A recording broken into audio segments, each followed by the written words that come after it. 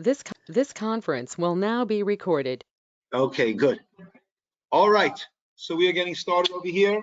We are on page 195, and we are dealing with the laws of cooking on Shabbos. And as we've discussed, probably the main issue or the thorniest issue that comes up most on Shabbos is proper cooking on Shabbos, how that can be done. And as we mentioned last time, there are 2 points we need to get past.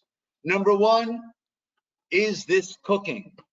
If it is cooking, dead stop, right? Cannot happen. If it's not cooking, then we still have the issue that it should not appear to be like cooking. Give me an example, please, of something that would not be considered cooking, but it's problematic because it appears as if we are cooking. Pulling something out of the oven won't appear like cooking. Putting something into the oven, right? Even if the oven is off but still hot, right? That's a problem that it appears like cooking. Good. Another example would be taking a soup out of the fridge on Shabbos morning to warm it up. Is that allowed or not allowed?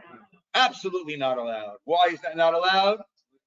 Liquid. And even though it's fully cooked, once it gets cold, there is cooking after cooking. Yesh bishul achar bishul. There's cooking after cooking. But taking a solid out, so once it's cooked, it's cooked. It's not going to be considered cooking for me to warm it up, but I have to be careful to warm it up in a way that it doesn't look like I'm cooking. So what can I not do? What can I do? Ooh, a hot plate we're lenient with. Ciner is lenient. Okay. Why is Ciner lenient with a hot plate? Because it's not, you don't use that for cooking. So if you don't use that for cooking, it doesn't appear to be like cooking, right? Not everyone, there are some that say a hot plate is problematic. The way we hold here in the shul is it's not problematic. But putting it right on top of, even if you have a blech, but putting it right on top of the fire, of the burner, that would be a problem because it looks like cooking. To put it on the periphery, that's okay because you don't cook on the periphery. Or putting it, as we have in page 194, kli al gav kli, putting it on top of another pot, right? That is not the way that one cooks. So then it's clear that one is only warming it up. Okay, good. But right? the warm-up soup is called cooking. Correct. Soup would not be allowed, right? Bread, yes. I'm sorry? Bread, yes.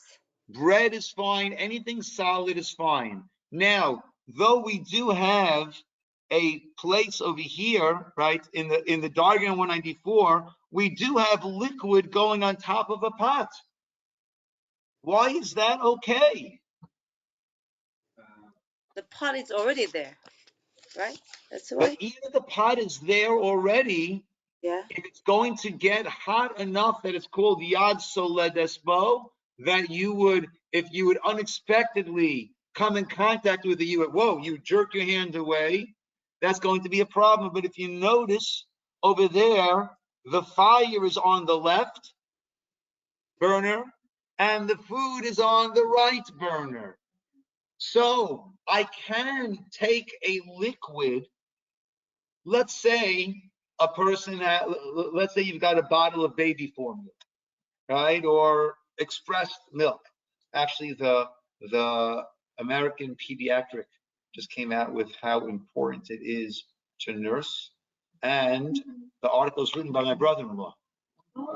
Yeah, Dr. Larry Noble is one of the 2 authors of that article. Yeah, Natalie was a major advocate. And I was also very much in favor.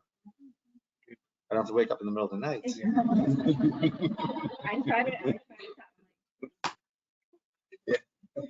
It's a big difference. I see this guy getting in the middle of the night, making a formula. Yeah. Okay, right? So let's say you want to take the chill out of either some baby formula or you've expressed breast milk and now you want to, right, and save that. Now you need to warm it up. So you can warm it up in a way that it cannot reach Yad Soledet Bo. The reason why over here with the liquid is okay is because it's not going to be cooking, right? Over here it's not going to be cooking. Why is it not going to be cooking? Because, and it won't reach Yad Soledet Bo, let's say about 105, 110 degrees. And it's not good enough, well, I'll take it off before it reaches that point. No, you can't put it in a place that it can possibly reach Yad Soledet Bo, even though your intent is, I'll take it off beforehand. But if it's in a place where it cannot reach Yad Soledet Bo. So I've got this pot off the fire over here on the left-hand side of the Dargim on 194. And now I'm putting a liquid on top, right? That'll take the chill out of it. It might warm it up. It's not going to get it up to over 100, 105, 110 degrees. That's not going to happen. So let's say milk or something for a child. So what you can do is, if you have some hot water from a hot water urn, right? You can't take hot water from your faucet because that we know is going to cause cold water to go into your boiler, and that's going to cook that cold water. But I can take hot water from my urn, put it into a washing cup, and then put the bottle in there, right? It's not going to turn the bottle 105 degrees, right? But it will take the chip, right? That's okay since it cannot reach Yad Soledet Bo. So again, a liquid, if it's fully cooked, can cook again. But cooking again only means it reaches Yad Soledet Bo. Yes, if you have a soup, let's say you have a vegetable soup, Shabbos morning, right? And it doesn't need to be piping hot. I think a chicken soup usually wants to be really hot, right? But let's say a vegetable soup, it doesn't need to be piping hot. A lentil soup doesn't need to be piping hot. So that you could take out and put it in a place that it will warm up as long as it cannot reach Yad Soledet Bo. And that will certainly not look like cooking because it's off the fire, right? So that's the way that a person can warm up, right? Emphasis on warm up, but not cook, recook a liquid that's been cooked, right? Or even the liquid has not been cooked, right? The breast milk is not being cooked, right?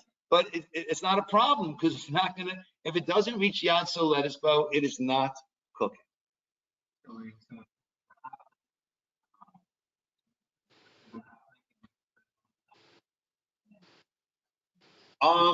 So on a hot plate, you have to make sure, I would first run a test before Shabbos. How hot will it get? I'm sorry? The hot plate. Yeah. Yeah. Even if you have another pot on top of it, right? Yeah. Yeah. Yeah. So that, yeah, there you could not do that. Okay. A crock pot, yeah, a crock pot is better. Lemon. Even on the whole night. Yeah. Once lemon, once cold water. Good. Okay. So let's go now to, so we discussed last week, we did Kli Rishon, Kli Sheni. Okay. Yes, let's do 195 again. I'm sure we did that or not, but let's go again. A first vessel, a Kli Rishon, and pouring from a first vessel. So it's just important. I know you know the concepts of first vessel, second vessel. The first vessel is that where it cooked on the fire, it got transferred to something else. That's a second vessel. But they're going to want you to know the Hebrew terms. Okay, so what are the Hebrew terms? Kli means a vessel. Kli Rishon is the first Kli. Kli Sheni, second vessel. Kli Shlishi is the third vessel. Okay, so again, a first vessel, kli rishon, a pot whose contents were heated up on the stove. It is prohibited to cook in a first vessel, putting food, liquids, or spices into it. A pot is still considered a first vessel even after it has removed from the stove, as long as it is still hot. However, dry food not containing soup or gravy, fully cooked before Shabbos. So therefore, are we cooking over here? We're not cooking. It's dry and it's fully cooked.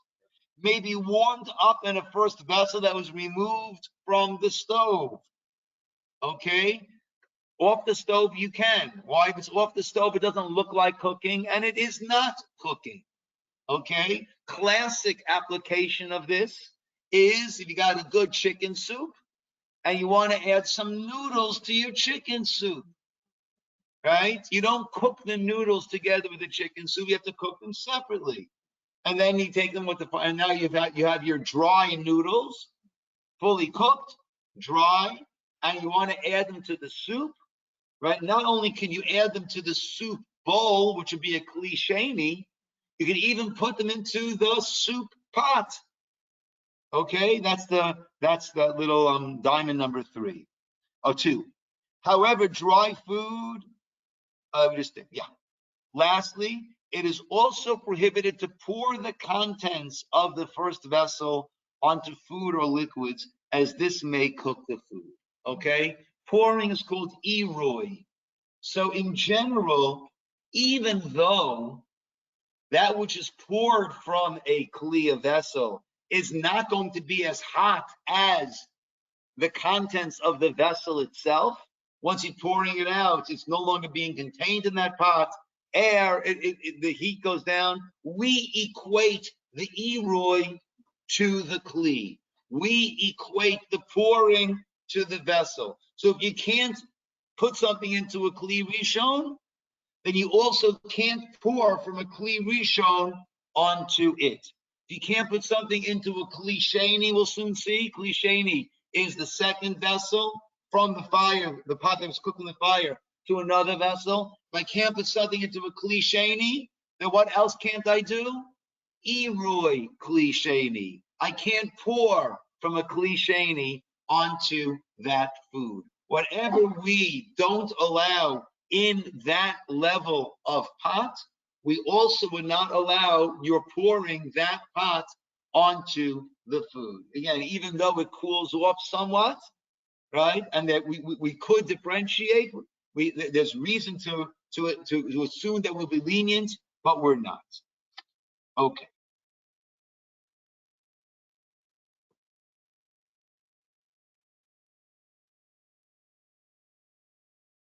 Okay, so these 3 diagrams here are all things that we're not allowed to do. A first vessel on the fire, right? A first vessel removed from the fire, be pouring a liquid in there, right? But noodles you could put in there, and pouring from a first vessel onto something else. Good. 196. A second vessel that contains solid food. Okay? Kli sheni, second vessel, solid food, davar yavesh, a matter that is dry. Some foods are easily cooked, as eggs, tea leaves. Okay? Now, normally we say a first vessel cooks, a second vessel does not cook. A kli rishon is mavashel, does cook. A kli sheni is not mavashel. But there are certain things that are known as kalei habishul. Kal means light, easily. Certain things that are easily cooked.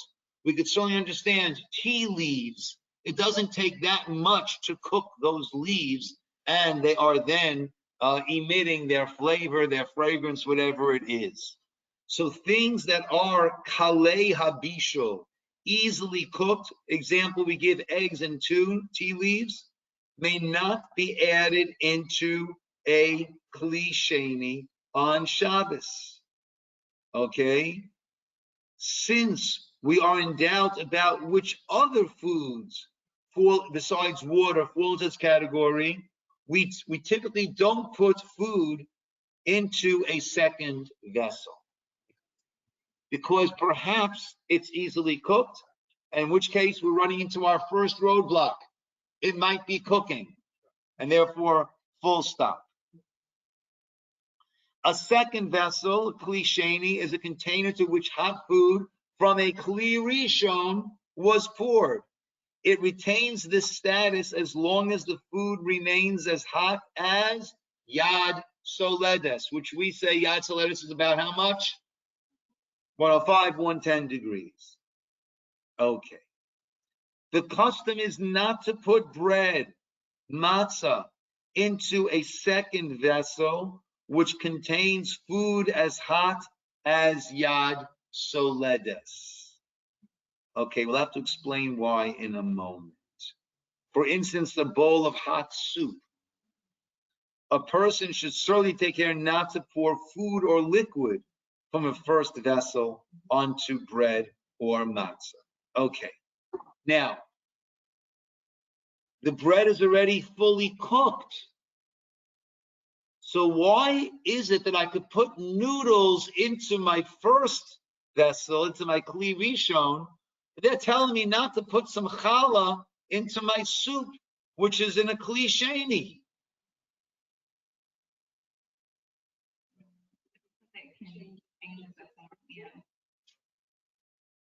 That's part of the idea. There's no cooking after cooking. But bread is not cooked.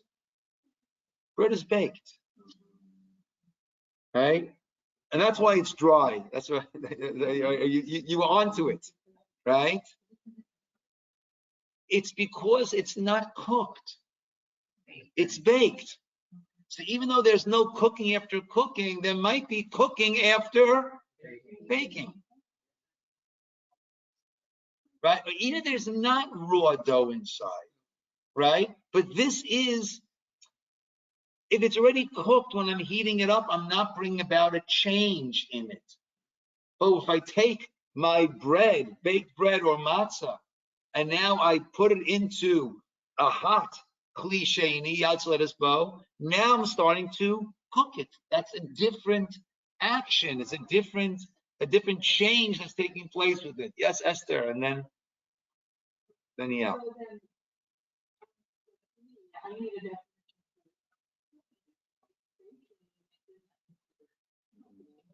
Baking is a certain type of cooking. Like Yeah. I can bake a chicken, well, it's a cooked.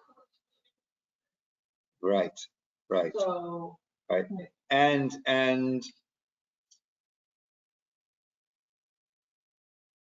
you know, it's interesting.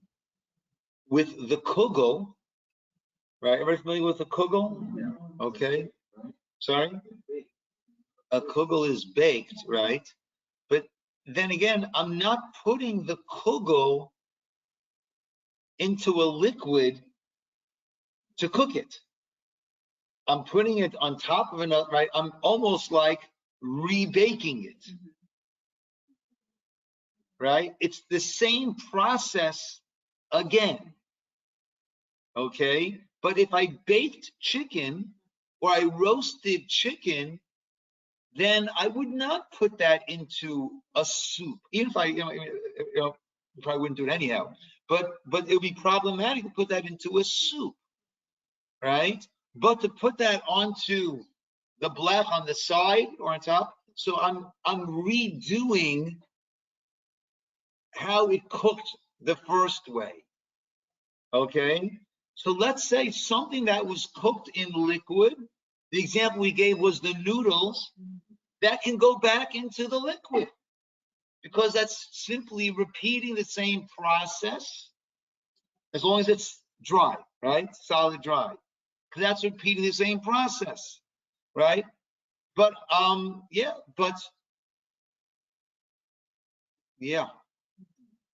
but the chicken, I wouldn't put that into a soup. Well, if it was roasted or baked, right? So the same process that was used the first time right, can be repeated the second time, right, as long as it is dry. Yeah, let's go with that. And that's why the custom is not to put bread matzah into a second vessel if it's yad soledes. Okay. Yes, Daniel. So would that be wrong for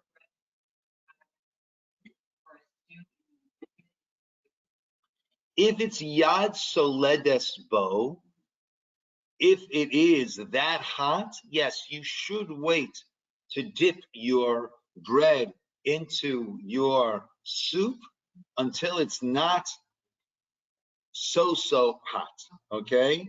Now there's another trick which he doesn't tell you. This is a Ciner trick. Okay. All right. And another way of doing it, right? You'll see the next page preparing tea on Shabbos. Okay, and we'll look at what he says, but there's a much easier way. We said a kli sheni can cook certain things if they are kalei habishul, things that are easily cooked, but a kli shlishi doesn't cook. And that's why you might often see next to the tea, next to the hot water urn, there'll be a hot cup that's empty sitting over there. Why? Because what people will do is they'll take from the urn, fill up the hot cup, kli sheni, pour that into a second hot cup. So the urn is the kli rishon, hot cup number 1, kli sheni, hot cup number 2, kli shlishi, and that doesn't cook. And then I could put tea in there. I could put coffee in there. I could use that. I could pour from there, from the third cup, into a tradition soup. Anybody into those tradition soup? Okay, it's these. Sorry? Yeah, cup noodles. Yeah, right? So, right? Or to make oatmeal for the kids, right? Even though the oatmeal is not cooked. Why is that okay? Dry only helps if it is cooked and I'm reheating it. Why is the oatmeal okay?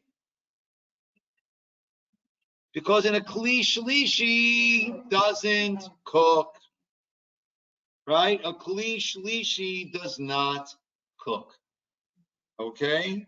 So if you want to dip your challah into your soup with reckless abandon, Danielle, right? So one thing you could do is have a soup tureen, right? And take from the soup pot into a soup tureen into your bowl, or just have a bowl go into one bowl and from there into another bowl. You got yourself a kli shlishi and you can dip with reckless abandon. Okay? You're the dipper? Me too. For me, the biggest treat on Friday night was dipping some challah into my grape juice. It was great. It was heavenly. It was heavenly. All my vices are coming out over here. Okay. Yes.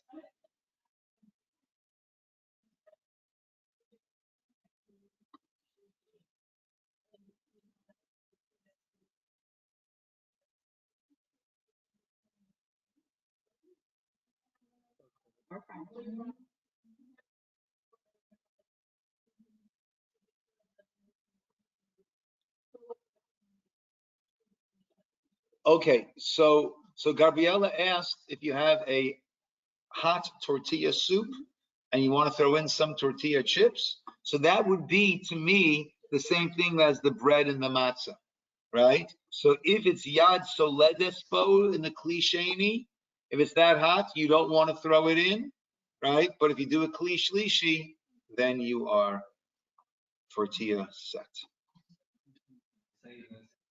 Kli shlishi is a gift. Okay. There was a whole row over an Eruv that was set up this years ago. They were set up in the Hamptons. Right? People are very against it. So one of the late night guys had a whole piece on that, right? And he said, well, you can't push a stroller. So there was a very nice rabbi that explained you can't push a stroller. There's no Eruv, but with an Eruv you can carry. So the guy made a hat that had 4 sticks and a string that went like that, and said, so if I wear my Eruv hat, can I eat a cheeseburger?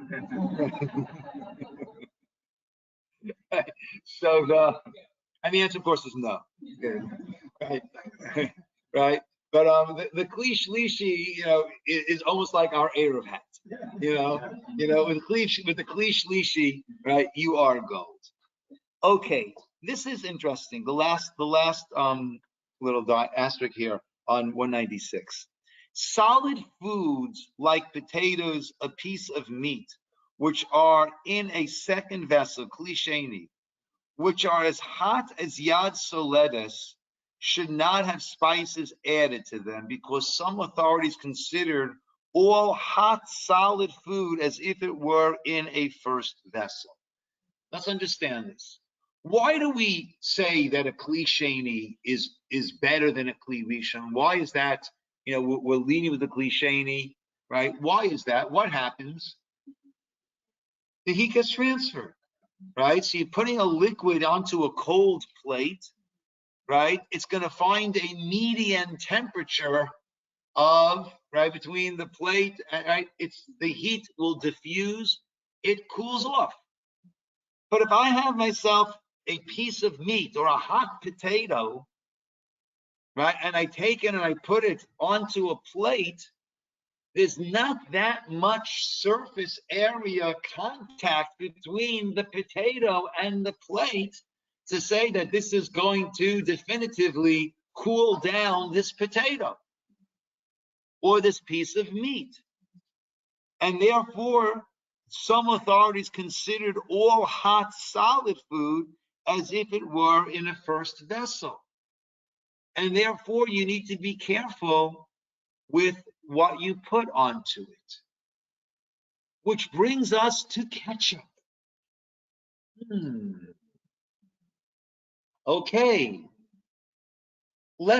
My dear rabbis here, help me work this through. So I've got a hot piece of meat. Can I put ketchup onto that? I'm sorry? It's a crime. Okay, putting aside the insult to the chef, putting that aside. So let's get lumdish over here. So what are the questions we need to ask? Is ketchup a liquid or not? And is ketchup considered to be cooked or not? Right? Those are the questions that we need to ask. Ketchup is considered to be cooked. Okay, so putting it onto so it's not going to get cooked again as long as it's considered to be a solid. But ketchup is, when I grew up, what was the commercial about Heinz? The slowest ketchup of the West. I must be much older, right? I grew up with the commercial of this Western town, right? And they're drawing their ketchup, their Heinz ketchup, right? Draw the slowest ketchup of the West, right? So the ketchup, even if it's not Heinz, the slowest ketchup of the West, it's not considered to be a liquid, okay? It's not considered to be a liquid, right? Liquid is something that really pours like water. It's not considered to be a liquid. Therefore, even according, right? Well, so putting ketchup onto my piece of meat, right, would not be problematic. Because even though that might be a solid, that solid piece of meat might be considered a kli rishon, but we said, but it's a kli rishon off the fire, right? So it's like putting my noodles into my chicken soup that is off the fire, okay? How about mayonnaise? We have to ask the same two questions. Is it cooked and is it a solid? It's not cooked. Therefore, we don't even get to the second question, right? Right, even if it's a solid, it's not cooked, right? The question of solid or liquid is only if something is cooked, then is reheating it considered recooking. But if it's not cooked, we don't get to the next question. So mayonnaise, you would not be able to put onto this hot potato or this hot piece of meat. Okay? Correct. As long as it is still yad soledes bo, right? But now this comes up, right? Sometimes, right, on one plate, you might have some cholent with some pieces of potatoes or meat that are hot. And you might also have, let's say, some coleslaw or something alongside that. That's going to be a problem. Why is that going to be a problem? First of all, the coleslaw has liquid. It's not cooked. It's solid, and it's liquids that are not cooked. And as long as that cholent is yad soledes bo, you wouldn't want it coming in contact with the coleslaw, neither the solid part of it, right? But the slaw, the col, I don't know. I don't think so. Right? With either the cabbage or the liquid, either one is going to be problematic. Right? Usually when we serve cholent here, we have these separate bowls, right? And that is a good thing to do. Okay, just as an aside, I need to make the announcements more. We need to be more careful here. There's an issue of meat and fish using the same plates, using the same utensils, right? So this past week we were remiss when we set up the kiddush, and we had it all on the same table, which led to a lot. Now the Gemara says it's not a kashrut issue. The Gemara says it is a health issue. Okay. And we're stricter when it comes sakanta chamira meisura. When it comes to something that's dangerous for our health, we're even more careful with that than we are with something that would be a prohibition. So you might ask, Rabbi, I don't think anyone says that it is unhealthy for us, right? And I believe actually there are some halakhic authorities, Orthodox halakhic authorities, who would say, well, we don't have to be so careful nowadays because, right, it isn't, right? Most say we should consider to be careful with it. You tell me that it's not unhealthy, right? But our idea of what's healthy and unhealthy changes very often. I like to say I was born BC, before cholesterol, right? And at that point, no one knew cholesterol was bad for you, right? As many eggs as you want. And then they said, no, eggs are killers. And now what do we say? Eggs are very healthy again, right? Right? Liver was, eat your liver, the healthiest thing. Then liver was the most unhealthy thing. And now liver has returned to grace, I believe. Right? So, things are always changing, and it's not such a big deal to have a fish plate and a fish fork, right? So that is what one should do. Okay, 197 is preparing tea on Shabbos. Okay, so the correct way, easy way of doing it is kli shlishi. We know that already. But let's go through the way that the Mishnah Berurah suggested that one do it, right? And again, we'll get what's called the lumdus. we'll understand the steps. We'll understand why this is the way to do it. Okay? It's always better not just to know what you can or can't do, but to understand the principles behind it. In that way, right, it remains, right? You remember it, and you can apply it to different situations. As you guys did an excellent job when we discussed the ketchup and the mayonnaise a few moments ago. Okay, the correct way to make tea on Shabbos, as described in the Mishnah Berurah, as follows: the tea leaves are tea bag, right? So if you're in a Kli Rishon or even a Kli Sheni, you can't, right? You have a serious problem when you're cooking the tea, right? So the tea leaves or tea bag should be cooked for Shabbos to make a strong extract. You make a very, very strong extract of the tea. Then when preparing the drink on Shabbos, first the hot water should be poured into the cup, and then the tea essence and sugar added to it. We don't want to pour the hot water onto it first, because we say Iroi Kli, the pouring from a vessel, has the same status as in that vessel. So since we couldn't put it into a Kli Rishon, we also won't pour from a Kli Rishon onto it. Okay. However, if the tea essence was kept warm, then it is preferable to pour it first into the cup, only then add that water to avoid doing an action similar to dyeing. Okay, coloring, but we're not really concerned with that. When it comes to food, it's not considered to be dyeing, right? Right. So you want to mix, if you have, I don't know, if you have some lemonade powder, right, and you're mixing that into the water to make some lemonade, we don't consider that to be problematic. Okay.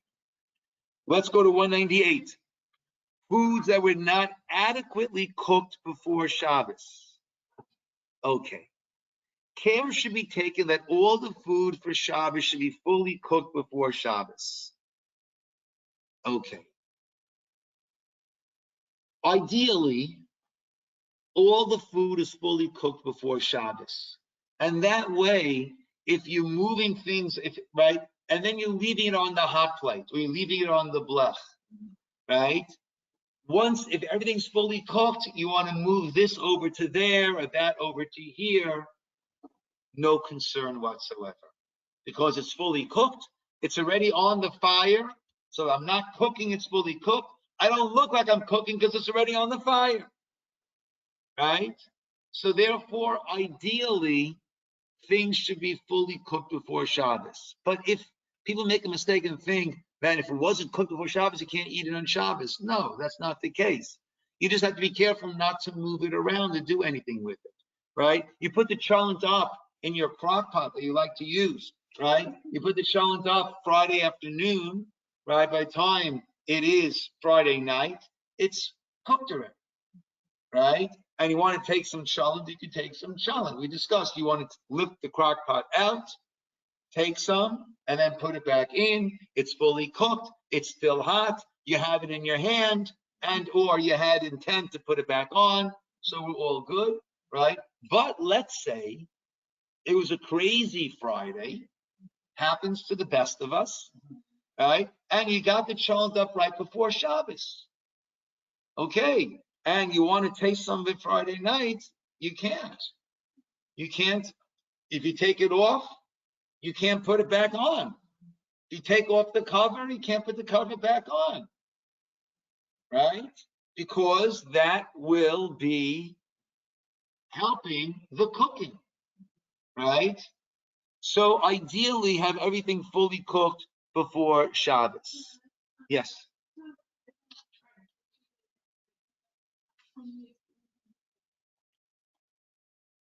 If it's fully cooked, then I could take it off the fire, take the lid off, do what I want with it, put the lid on, put it back on the fire. Yeah, but correct. Okay, in the case where food was not completely cooked, was left on the stove from before Shabbos, a number of laws must be kept that wouldn't otherwise apply. That if it's fully cooked, you're good to go. But here it's not fully cooked. For example, for instance, number one, As long as the food is not completely cooked, no food may be taken out of the pot containing such food, as long as the food is still hot, even after the pot was removed from the stove. Why? Because when I take some food out, what's going to happen? The remaining food is going to cook faster. One may not stir the food in the pot. Stirring the food spreads the heat more evenly and makes it cook faster. If the lid of the pot was removed, it may not be returned. Okay? If a pot was removed from the source of heat, it may not be returned because now you're going to be cooking it. One may not close the door of an oven in which food was placed that was not sufficiently cooked. Okay. Hachzara or chazara, page 199, which is returning a pot to the stove top. So we've discussed this already, right? What are the conditions required? Okay, but even before we get to that, it's got to be fully cooked, still hot, and then ideally both, but at least one of the two, which is in your hand. And your hand does not need to be like this. It could also be like this, right? Right. That's also in my hand. Doesn't need to be suspended in the air. And I had intention. 1 second, Rabbi, but you talked about putting a kugel out from your refrigerator onto the hot plate. And now you're saying it's got to be hot.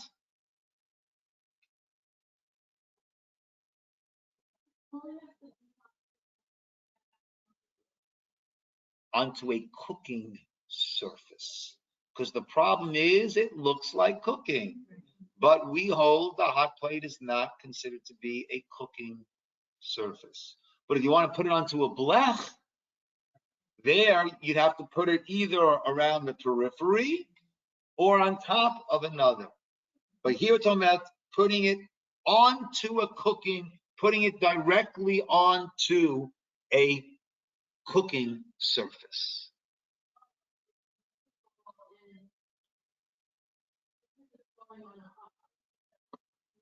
Not a cooking surface.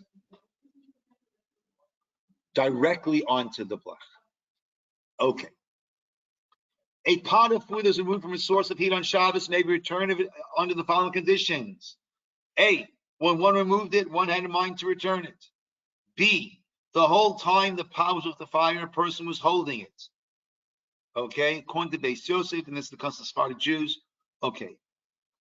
C, the food was fully cooked. D, the food is still hot when it's returned to the fire. The Ramah is of the opinion, that's the way Ashkenazim hold, that the pot may return as long as the food is not yet cooled off. Beis Yosef means that it needs to still be Yad Soledes Bo. We hold like the Ramah, as long as it is still at least somewhat warm, we are okay.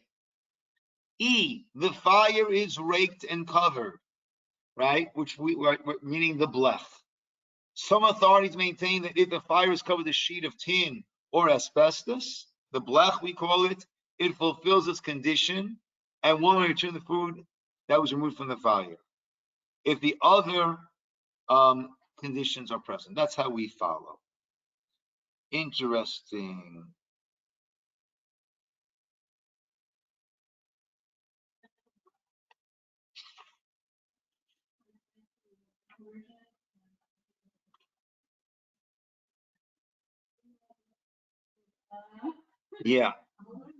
Yeah. Now, again, when people write books, I'm not sure why they feel they need to be so strict.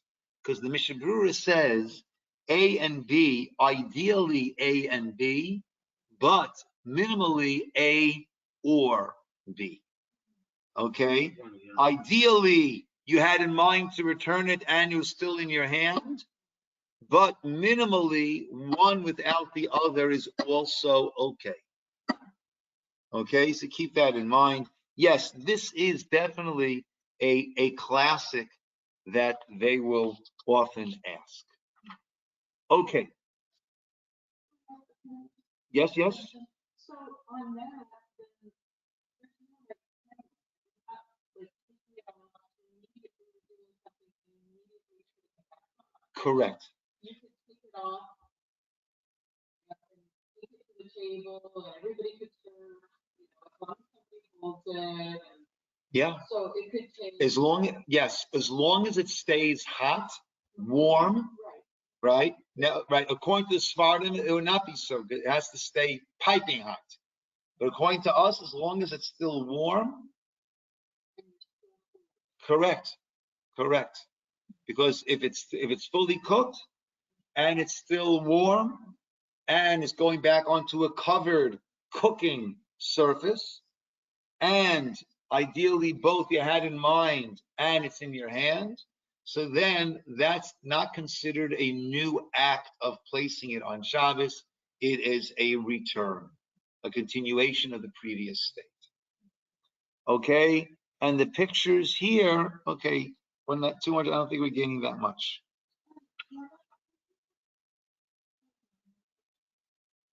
Yeah.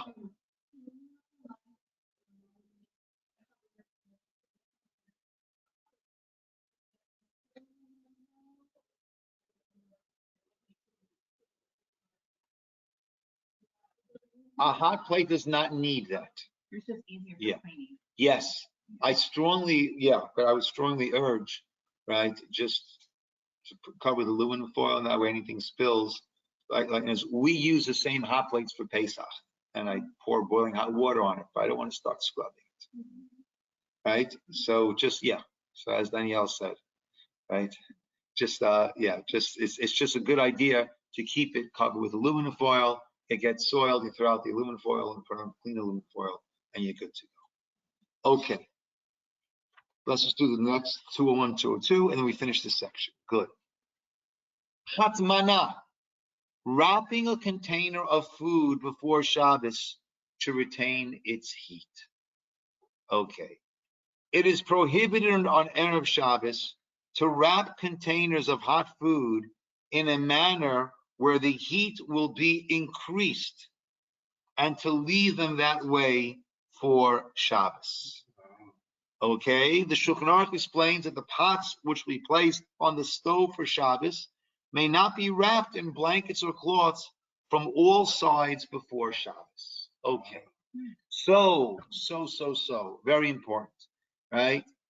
We've got a nice little towel blanket that says on it Shabbos, just for that purpose. Is that sacrilegious? But notice, he said, may not be wrapped from all sides. Hatmana is not a problem, or I should say it's not hatmana, it's not a problem of hatmana if I have a bunch of things on a blech, on a hot plate, and I take a towel or a blanket and I put it on top of all of them. I can't wrap. If I'm wrapping it completely and then putting it on, that is a problem. So to use a towel or blanket on top is fine.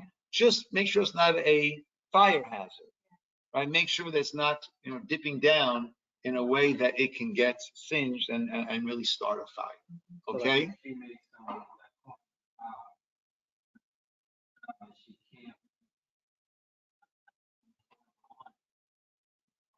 Okay, so you would not want to wrap that fully in aluminum foil and keep it on the blech. It should not be wrapped fully.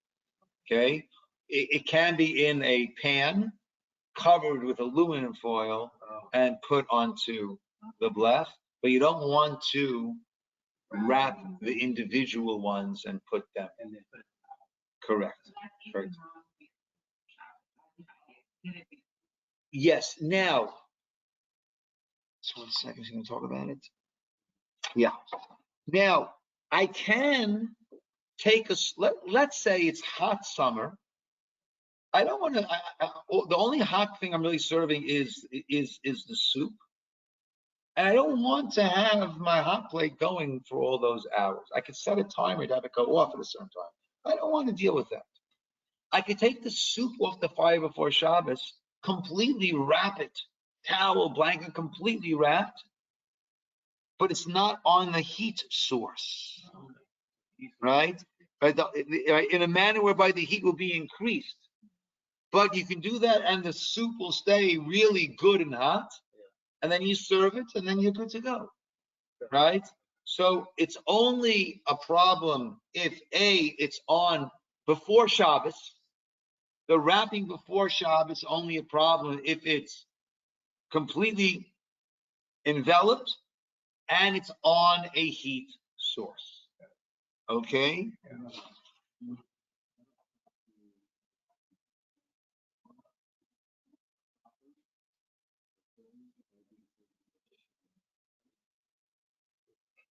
Good question.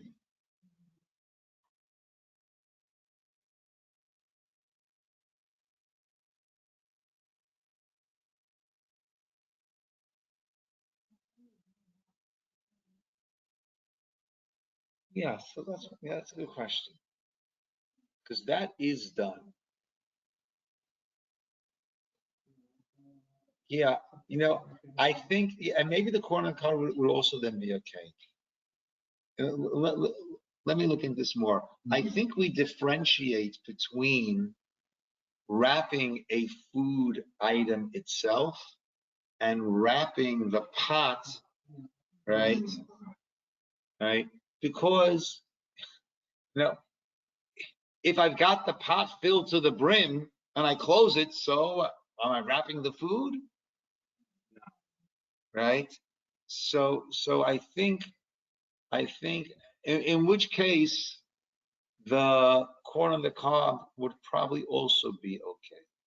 But let me look into that. Right?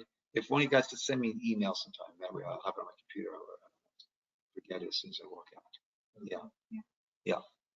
Okay, 202.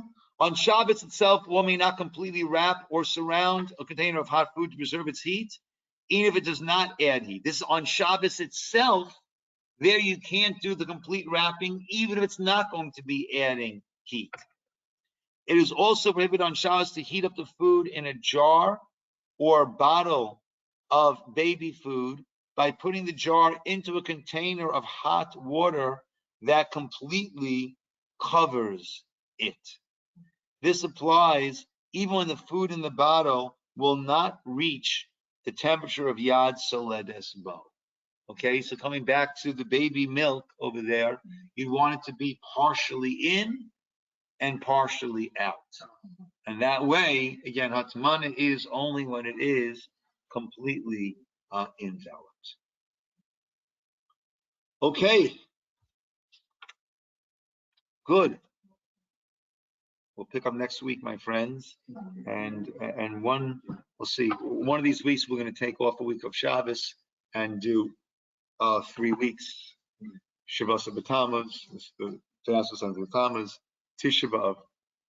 Have to go through all of that. Okay, good. Yashikoach, everybody. All those online can say hello to all those in person. Good night. Rabbi, Yes. are we going to get to cook Shabbos together? I'm sorry? Are we going to get to prepare Shabbos together? That sounds like a nice idea. Very nice. Yeah. Okay. Let's plan that. Okay? I can take a Friday off so we don't interfere with the Thursday night crew. I'm sorry? I could take a Friday off so we don't interfere with the Kiddush crew on Thursday night, Okay. Yeah. Let me speak to Natalie because she's the one who actually does the cooking. I do the Oh, eating, she does the cooking. okay. All right? Okay. Thank you. Okay. Sure, Simone. Okay. Bye. Right. Good night, everybody. Hi, Rabbi.